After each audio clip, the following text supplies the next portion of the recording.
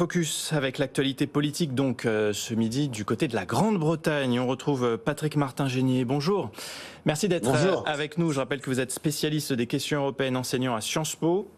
Patrick Martin-Génier avec donc, après le retrait de la course de Boris Johnson, c'est donc un boulevard là qui semble s'ouvrir à Rishi Sunak qui est donc seul en lice. Des différences fortes avec Liz Truss quand on le compare sur le plan économique. C'est quoi d'ailleurs les grandes lignes du programme économique là, de Rishi Sunak? Le problème, si vous voulez, c'est que son programme économique reste complètement flou. Il est resté, si vous voulez, complètement silencieux depuis sa défaite face à Liz Truss.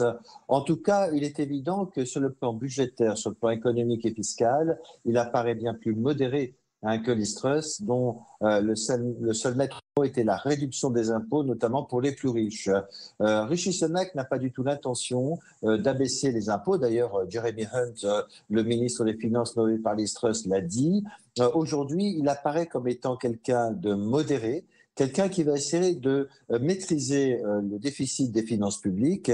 Et en tout cas, la seule annonce de sa candidature et de son arrivée probable au 10 Downing Street est que les marchés financiers ce matin étaient très rassurés puisque la livre est arrivée à hauteur de 1,13 dollars, ce qui veut dire que la parité est meilleure et qu'il rassure les marchés financiers face à ce qu'on a pu appeler l'irresponsabilité budgétaire de Liz Truss. Donc il est de nature à rassurer.